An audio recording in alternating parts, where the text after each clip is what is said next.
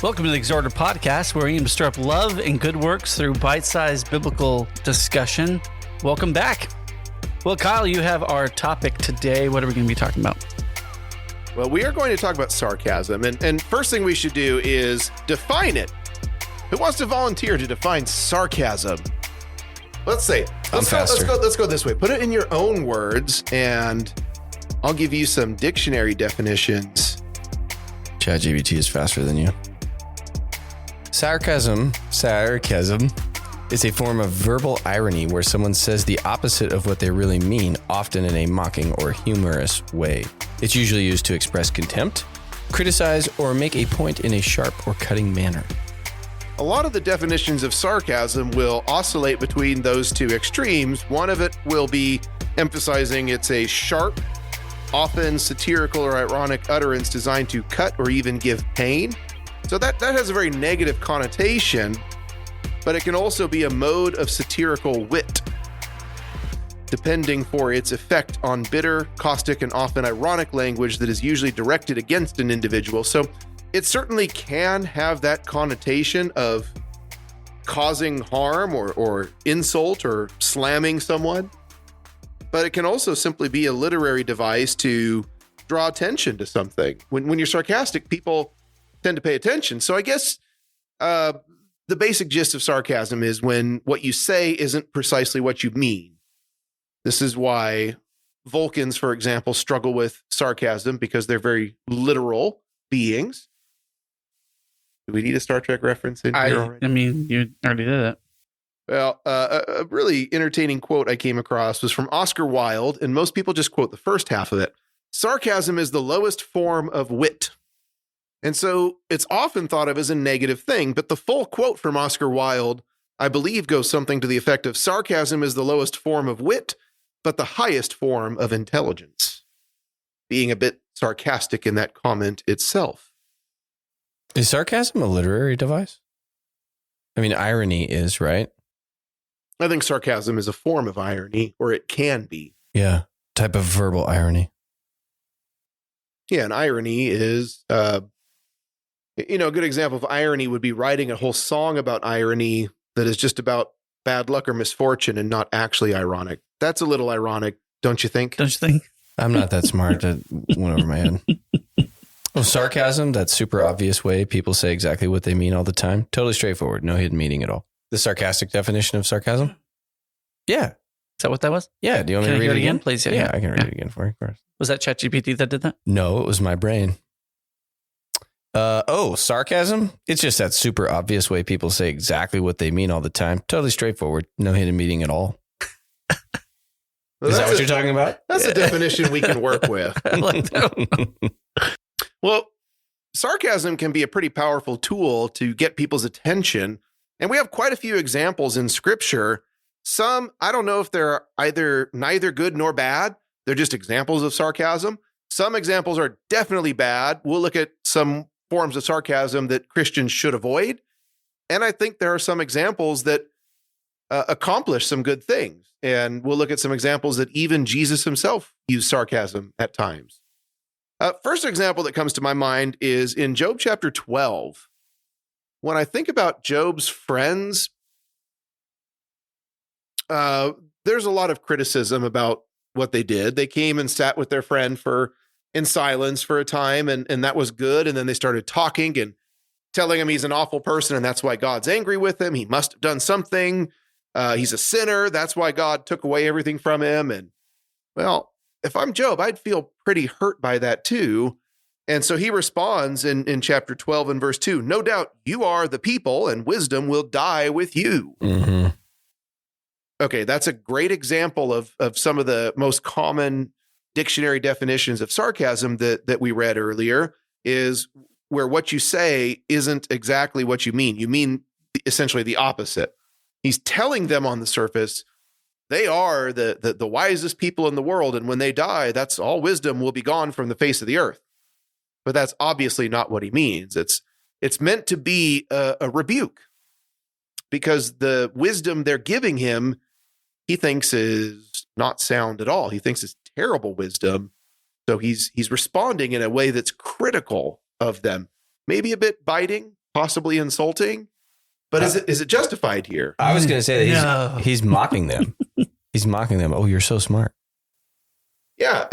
Does it feel justified here? I don't know how to categorize this as a good or bad example. I kind of feel like his three friends sort of have it coming. Well, given the situation, I think I would bear with Job in this. I think I would side with him. Yeah. He was justified. Sometimes friends have it coming. That was really profound, John. That was really profound. Which one of Sometimes us? 2 or 3 friends have it. Yeah. Now, one example that I think we all know, and it's a story that if you don't laugh at this one, then there's something wrong with you. It's just one of the more humorous stories in the Bible. 1 Kings chapter 18. Is this Elijah? Is Elijah. Yeah. That's the one I wrote down. Yeah, where he's got he's got that showdown with all the prophets of Baal, and they set up their altars and cry out to your God, and I'll cry out to mine, and whichever one sends down fire, we'll have this showdown and see which God is real. And they're going at it all day long. They're just whipping themselves till blood is pouring out. And in 1 Kings chapter 18 and verse 27, it was at noon that Elijah mocked them and said, "Cry aloud, for he is a god. Either he's meditating, or he is busy, or he's on a journey, or perhaps he is sleeping and must be awakened." So they cried out louder, cut themselves, and as was their custom, with knives and lances until the blood gushed out on them. And well, we know how the story goes. He soaks his altar till there's water everywhere, puddles of water, buckets of water, and he prays, and God sends down fire, and it consumes all the prophets, and he proves his point. But this one definitely seems justified because he is defending God in this instance. Was sarcasm necessary here? Wait. What translation is it that says that he was relieving himself? I'm not sure. There's a little ambiguity, but there are some translations. And if you put it in modern vernacular, it says, well, where's your God? Is he on a break? Is he in the bathroom? Yeah, that's what I remember from this verse. I don't know what version I read it in, but it was like, maybe he's relieving himself. I was like, oh, okay. Yeah, that's sarcasm for sure. Well, yeah, because what he's doing is he's using sarcasm to highlight, to draw attention. He could have just said, hey, guys, what you're doing isn't working. But it didn't have the same dramatic effect to draw attention to how ridiculous their whole premise is. If your God is really a God, then where is he? Isn't that similar to using illustrations or parables when you're trying to convey something with emotion, or trying to get people to really understand something? Humor and, Sarcasm, jesting and sarcasm and kind of mockery, it can actually make a staunch point that people aren't getting. Yeah, that's where we can see some positive uses for sarcasm, or even mockery to a certain degree. It's not inherently wrong, but if you're drawing attention and highlighting, how you say something matters probably even more than what you're saying sometimes. They both matter. What you say matters clearly, but how you say it can make all the difference in how it's interpreted. I think that's the purpose of like all literary devices. You are trying to make a point, and you're going to do it in a way that is effective. Because like you said, Kyle, I could come up and say, well, guys, what you're doing isn't working. Yeah. Just give it some time, right? Whereas if I say, oh, just call on your God a little louder, maybe he's using the bathroom. Well, now that kind of cuts a little deeper. That makes the point a little bit, more effectively. And that's something that we're going to remember. Whereas if I just said, hey, it's not working, guys, I imagine him sitting back in a chair, picking his nails. I don't think you guys have bled enough yet. Yes. Yeah. Cut yourself some more. And this isn't the only spot in the Bible. Isaiah 44, if you read about verses 14 through 17, Isaiah is mocking the idols that plagued Israel at that point in their history, and using this illustration that highlights, and again, he could have just said, stop worshiping idols, but God did that hundreds of years earlier with the 10 Commandments, right? Don't worship idols. Don't make a molded image of God or a carved image or anything like that. So God tried the straight approach, but through Isaiah in chapter 44, he uses this humorous illustration to just show how ridiculous an idol really is. Well, with one chunk of wood, you'll cut up part of it and start a fire and cook your breakfast, and with the rest of the wood, you'll carve a god and worship it. Makes sense to me. Yeah, it's just showing how stupid that whole idea of idol worship is. Except for if you did that in Indiana Jones, it would come alive and destroy everything. Yeah. My daughter, Bay, got to mock ride us. Indiana Jones for the first time this last week because I was in Disneyland. Yeah. And I told her not to look in the eyes, and she was like almost tearing up. She was scared, like, huh? Oh, yeah. So with sarcasm, we can see there are some useful times to make your point more effectively through sarcasm. Another great one is Micaiah. That one's humorous too. 1 Kings 22, Ahab says, let's consult a prophet. And Micaiah says, go up and... Oh, yeah. Go ahead. Go for it. Yeah. Go fight them and see. And he's like, well, that's not what God told you to tell me. No, go up and fight them, Ahab, and see what happens. He's lying to him, but for humorous effect. So there's lots of examples of that. At times, even Jesus himself used sarcasm. For example, in John chapter 10 and verse 31, the Jews took up stones against him to stone him, and he answered them, many good works I have shown you from my Father. For which of these works do you stone me? You're gonna stone me for doing good things. Which good thing? A little bit of sarcasm there, just a little hint, but it's there. But Paul, I think Paul is the New Testament master of sarcasm. He's fluent in sarcasm throughout many of his letters to the Galatians. In Galatians chapter 5, he's dealing with the Judaizing teachers, we often call them. They are Christians, but Jewish Christians who are insisting that all, in particular Gentiles, have to keep the customs of the law of Moses, which includes circumcision. And I had to pull up a different translation for this one. It says in the contemporary English version, Galatians 5 and verse 12, I wish everyone who is upsetting you would not only get circumcised, but would cut off much more. Next level. I don't know how much of a punch that had in the original Greek, but I think that's what the contemporary English version is trying to convey here, is that Paul is showing some sarcasm. But I think the best example we can look at of sarcasm that teaches us how to use it properly. These have all just been fun, humorous stops through the narrative of Scripture, but I think 1 Corinthians 4 is probably the most instructive text we have about criticism. So here in this example, Paul is writing to the Corinthians. It's a church that he took no money from because he thought it was best to avoid that. He didn't want the accusations of doing it for the money like some of the other teachers that they were enamored with and wanted to separate himself. So he said, for the sake of the gospel and for the sake of Christ's kingdom, I will take nothing from them. And notice how he words this here in 1 Corinthians 4, beginning in verse 8. You are already full. You are already rich. You have reigned as kings without us. And indeed, I could wish you did reign, that we also might reign with you. For I think that God has displayed us, the apostles, last as men condemned to death. For we have been made a spectacle to the world, both to angels and to men. We are fools for Christ's sake, but you are wise in Christ. We are weak. You are strong. You are distinguished, but we are dishonored. To the present hour, we both hunger and thirst, and we are poorly clothed and beaten and homeless, and we labor, working with our own hands, being reviled, we bless, being persecuted, we endure, being defamed, we entreat. We have been made as the filth of the world, the offscouring of all things until now. He's an apostle commissioned by Christ to be this foundational figure in his kingdom. But he's writing to the Corinthians saying, you are kings and you are wise and we're fools and you guys are rich and we're just stupid, filthy apostles. Yeah. We're the worst of all people in this world because I don't make any money. He's drawing attention to the fact that they would elevate other teachers above him for the wrong reasons. However, look at the next verse, verse 14. I do not write these things to shame you, but as my beloved children, I warn you. So when we talk about sarcasm, it can be a very effective tool to highlight the point you are trying to make.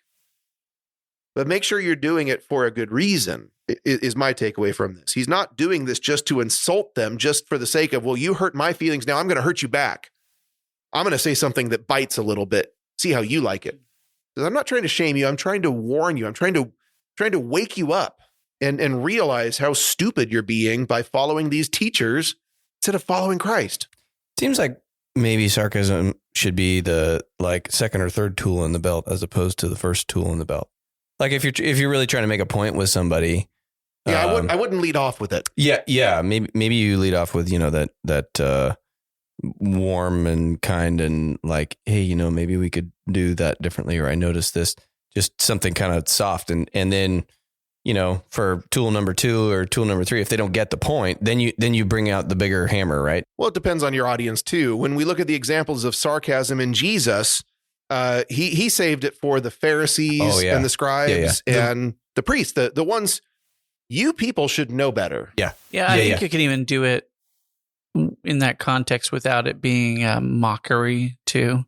It could be like, well, it could be like a situation where you're talking to someone. You can be like, well, obviously, we don't have any struggles in the flesh, right? You're kind of using it like a tool to get them to self-reflect, where it's not necessarily you're mocking them, but you're basically saying the negative, so the positive, that they're reflecting on it. Obviously, you don't have any problems with this, right? That can be a little sarcastic. That can be like a little whatsoever. Right. That can be like a little bit sarcastic. And I think that that's still in a kind of like transparent and kind of like getting someone to think about something in a different way versus, it's the way you say it, right? At that point, it'd be like, well, you're just perfect, aren't you? Like that's mockery with sarcasm. But well, obviously, we're perfect, right? Yeah. If what you're doing isn't working, then maybe change it up with a little bit of tasteful sarcasm. So far, you've just been giving 3 sarcastic people lots of pats on the back, and I feel really good about the amount of sarcasm they use. Yeah. When can sarcasm go wrong? Well, is it just me, or does Genesis chapter 4, when God confronts Cain, where's your brother? Is it just me, or does his response sound a little bit of anytime sarcasm? I have said that to my parents, it came off a little bit. What am I my brother's keeper? Yeah. Anytime I've said that myself, my brother's keeper? I've tried to use that maybe a few times. I would not use sarcasm in dealing with God. Yeah. Oh boy. I don't think that's going to go over well. Yeah. Yeah. Or children, don't do that to your parents.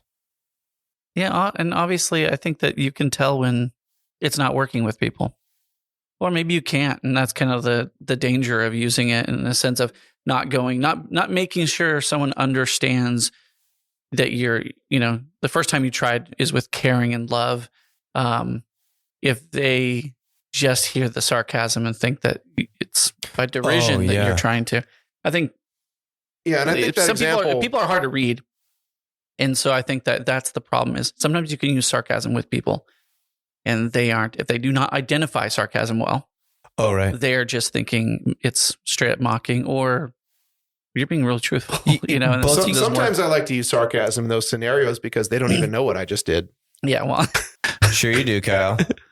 Yeah. What you guys see? Nate gets it. Do I? So both of you guys are just talking about know your audience. Know your audience. Who are you talking to? Like with my kids. I know one of them I can be very stern with, and she's going to get the point, and it's not going to damage her. She's not going to go pout. She's just going to go do what Daddy said. Graceland? Right. No, she is disobedient to the nth degree. Yeah. We'll get there, honey.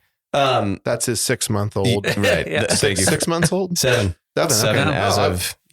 I think I'm close enough for that one. Yeah, you were good. Yeah, you win a point.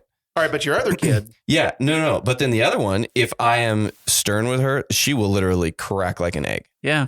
And so it's knowing your audience. There are some people who I can be sarcastic with, and they will get it, and they will get the point, and they'll go, okay, that's the point that Nate was trying to make. And there are some people who you can be sarcastic with, and they'll be like, that guy is a jerk. Yeah. I hate him, and I don't want to do anything he suggests to me. Why? Because he made fun of me. So confession. So there was one time where I use sarcasm and I use humor as a way to sometimes deflect my own uncomfortableness, let alone maybe, for a group of people. But I remember That's what I use food for. Yeah. I remember someone was having me meet someone brand new they brought to the church. And I took that as a great opportunity to kind of slightly dig personally, but like, funny at that person. Oh, yeah. And they felt I wasn't supporting. What was the best way to say that? So like they felt it was inappropriate at that time because they were trying to win someone over to, us and our caring and our brotherly love. And I was here. Maybe they didn't see that I was being sarcastic and just kind of playing with this person. But sometimes I would do that with people I really like and kind of little jab. Good-natured rib, like, oh, you know this guy? Well, boy, that's tough. I know. Like, I don't think I've ever had a conversation with Julio, a friend of ours. I don't think I've ever had a conversation where I wasn't just digging at him or sarcastic. That is just the relationship we have. John is very loving. Yeah, but in this case, this person pulled me aside and said that they didn't really feel like that was the right time. Yeah. And that was just a reminder that, sometimes you got to check the things you say and the way that you approach things. It's not about you, right? It's not about, it's not about your intentions, but how things are received to people. So knowing your audience is a very important piece. And it's a little more difficult to say things when you're a ginger, They come across wrong obviously, a lot. Right. Yeah. I mean, when you check the media. Yeah. I was going to say, we don't have a soul. No one really takes you That's right. seriously. Anyways. Well, when you have a giant pot of gold that you're always trying to protect and always worried about, you have to be a little bit on edge at all times. Yeah. Wary. Well, so the first negative example, the first warning with sarcasm is if you're going to be sarcastic with God, just don't do it. And I think this carries over to God-appointed leaders as well. So an example would be in Exodus chapter 14, when the people of Israel looked at Moses, Exodus 14 and verse 11, and they said, well, because there were no graves in Egypt, have you taken us away to die in the wilderness? Okay, what is Egypt most famously known for? Oh, it's graves. Giant Tombs. Pyramids. That's all it is. It's like, that's the thing that they do. Yeah. And they're saying, was there not enough graves in Egypt for us? Well, that's sarcasm.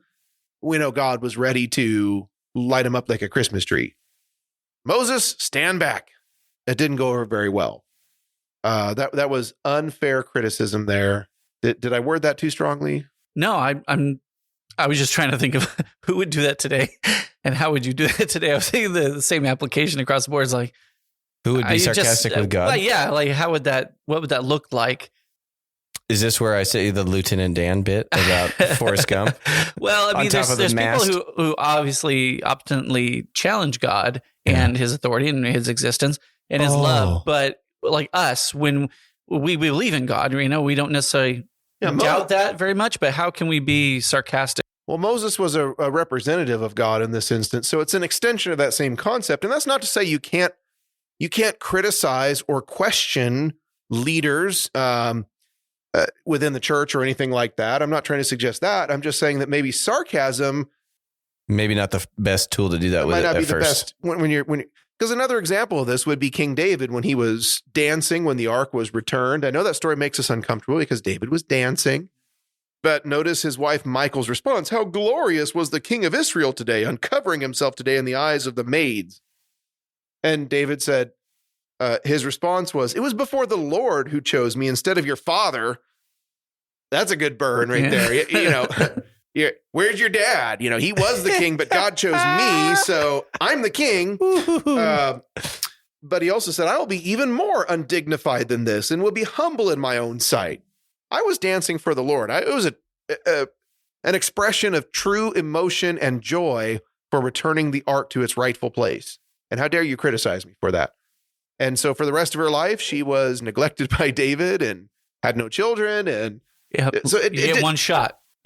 And next week, marital advice from David. Yeah, you get one shot. Sarcasm in marriage. Oh, if I'm dancing in my underwear for the Lord, keep your mouth shut. I don't care if your friends see me. Sarcasm in marriage. That's an oil water scenario. Yeah, that's a careful. I love peanut butter cookies. But I'm reminded of Paul's teaching in 1 Timothy chapter 5, verse 19, where he said, "Do not receive an accusation against an elder except from 2 or 3 witnesses." It's not saying you can't make an accusation, you can't be critical, you can't question leadership within the church. I'm talking about the eldership in a local congregation. I'm not saying you can't challenge or question, but this tells me you need to do it with a certain amount of seriousness, and sarcasm is not appropriate for making accusations against leadership. Sometimes we don't really look at the position that an elder holds as set up by God to expect a certain amount of respect and authority from. We might look at the person and kind of judge the person or joke with the person. I do think there's a healthy, and we've talked about that. There's a great, I guess, another podcast opportunity is how to interact with elders and what if you disagree with elders and things like this, and maybe the right way to approach those situations. You would hopefully approach them differently just because of the respect that's due the position that God has set up. You know? I'm sure we'll get right on recording that future podcast episode. I want that one. Sarcasm. No. I'm sensing some sarcasm you'll see there. It'll happen. Kyle. You'll see it. He's laying it on pretty thick. I was hoping you'd go there. Yeah, and viewers, if you can name that movie, extra Exhorter points. Oh, do we have the Exhorter podcast points? where everything... You can name that. And the points don't matter. The points don't matter. If you Are we can giving name out that. points now? That's all of I us. don't even know what movie that's from. Tommy boy, man. Come Yeah. on, bro. Tommy. Oh, right, were you being sarcastic there? Did you know where it was from? Yeah, let me give one more word of caution with sarcasm as well. If you get into the area of flattery, where it's unnecessarily buttering someone up because you want something from them, that's a pretty bad place to be in. That's a pretty bad way to treat others. Proverbs is pretty harsh against flattery. Proverbs chapter 26 and verse 18 says, like a madman who throws firebrands, arrows, and death is the man who deceives his neighbor and says, I was only joking. So if you're using sarcasm in a hurtful way, then you walk it back. I feel like this episode's very much like the euphemisms one. Every time you say something, I want to say, give me an example. Hey, Which this entire conversation would just be sarcasm. that shirt looks so good on you today, Kyle. It really accentuates your biceps. Is that it? Like, I'm trying to. What would be an example of this? Flattery. I was just kidding, bro. Your biceps look So great. if you laughed at that, then it'd be funny. But if you didn't, he could just easily say, I was just kidding, bro. "I'm just messing. I was No just big kidding. deal." Yeah. They don't look great. No, you're right. I'm just going with the flattery remark. I can see how sarcasm could fall under that. Oh, you look so good today, boss. And No, then turn around. Yeah, that wasn't true. Yeah, maybe. I can't imagine that ever working out. Like that's the. Maybe I'm only thinking contextually. Me saying that anything like this to my wife Depends on the intelligence level of your boss or your wife. I can't just imagine saying any of this to my wife and it not be. Taylor's pretty smart though. She's a nurse. Yeah, no, she's too smart. What I take away from this is if your purpose and intent in sarcasm is simply to tear down or hurt, and you try and walk it back by saying, well, I was just kidding. I was just being sarcastic. But if your intent is simply to hurt, and that's where I come back to, I think the most instructive example is 1 Corinthians 4 in verse 14, when Paul says, I write these things not to shame you, but to warn you. Paul had a purpose and a reason for sarcasm. Jesus had a reason for his sarcasm because the Pharisees stood condemned. Mm-hmm. Mm-hmm. And he was trying to, in any way he could, awaken them up to that reality. So if there is a purpose for it, that's a consideration. But if all you're trying to do is just sound funny at someone else's expense, if you're just being unnecessarily hurtful, or if it's simply a matter of you said something I didn't like, so now I'm gonna get you back. Yeah. Anything that sounds backhanded, anything that sounds, mockery. It's basically just saying, golden rule, the way we should treat people, we obviously know this. You shouldn't be mean to people. You shouldn't say hurtful things. But sometimes we feel like we can get away with it with a little humor. If what you say to me... The delivery system is sarcasm. I want to use a little humor. I want to say what I'm really feeling, but I want to use a little humor and get away with it. And that's how the delivery system is sarcasm. And then it's like, oh, did I get away with that? I'm just messing with you. That's what I think Proverbs 26 is talking about there, is you're shielding something hurtful with and walking it back by shrouding it with humor or sarcasm, or I didn't really mean that. Yeah, and obviously... But what you said was still hurtful. I mean, my point is, it's a simple lesson, right? I mean, we shouldn't be mean and rude and unkind to people. I mean, that should be simple.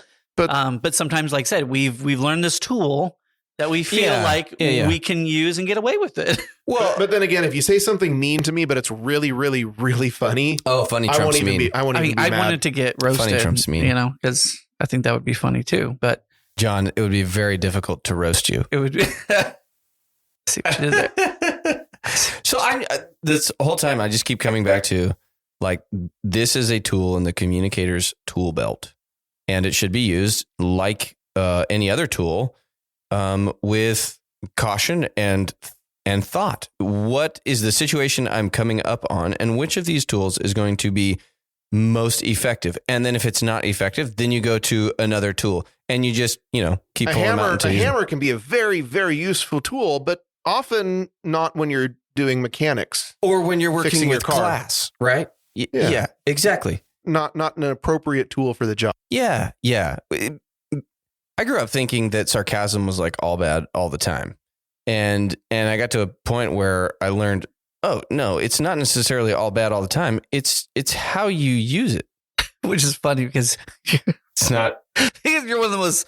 You're very sarcastic, like myself. So I think it's funny that you grew up thinking it was a bad thing. It was because I think my mom used sarcasm one time in the workplace, and it backfired on her. And then she kind of she told us like, this is what happened, so don't be sarcastic. And I took it like gospel, like, oh, can't be sarcastic. So maybe just a kind of like a little check in there on self-check and empathy and self-reflection is when you've used sarcasm inappropriately and it's gone bad, what are some signs of that? Because maybe people don't realize and know that. Obviously, you can see it on someone's face. If you have used sarcasm and it's backfired, please share your story in the comments. We'd love to hear personal stories. Yeah. But I know that's the thing is obviously there are some signs to know when you have, and then we have a follow-up there. Okay. If you've said something sarcastic and you didn't necessarily, you felt it was okay and it was appropriate, it was in jest, and you got an adverse reaction, it is on us to apologize and to clear that up. Sure. I know there's certain relationships I have with people like you guys where you could say a lot of different things to each other, and you're not going to hurt that one's feelings. And so love those relationships that you have and cherish those and use it there, but don't experiment with sarcasm with people you've just met and that you don't quite know how it's going to. And sometimes people have a bad day. Sometimes we put our foot in our mouths and we find out that is the worst thing to do. And that's when we follow up, and that's when we do that. So it's tread lightly, right? Use with a warning. It's not saying never be sarcastic at all, obviously. And if someone's sarcastic towards you, don't be. I'm always encouraging people, show some grace. I'm always encouraging people, show some grace. Yeah, I mean, trust me, I've had lots of sarcastic jabs in my direction. Yeah. So I have learned to smile and nod and, oh, that's so funny. Either show some grace. I'll cry about that later. Either show some grace or come up with a sarcastic remark equally cutting. Get back right away. Yeah. As long as it's as sarcastic or better, game's even.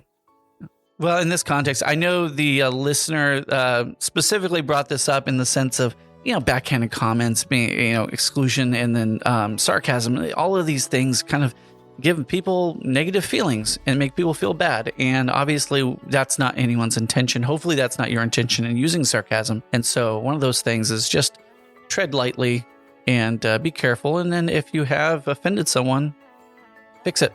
Sarcasm is like my garam masala spice. It's good when I'm making chicken tikka masala, but sarcasm is not salt that goes on everything. It's bad on Cheerios. Oh, yeah. That was a good analogy. Kyle, thank you for an excellent discussion. I don't know if I can say that seriously. Thanks. Kyle, great episode. I really enjoyed it. Hey, thanks. Me too. No, but it was a good discussion of sarcasm, and I had never thought that in depth about it as a tool to use for communication.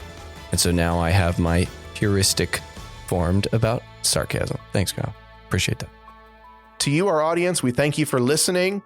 And if this episode or any episode we've done in the past has been helpful, we'd like to know that. We appreciate your feedback. Look us up on Facebook and follow for the latest updates on upcoming episodes. Like, subscribe. See you guys later. See you next time.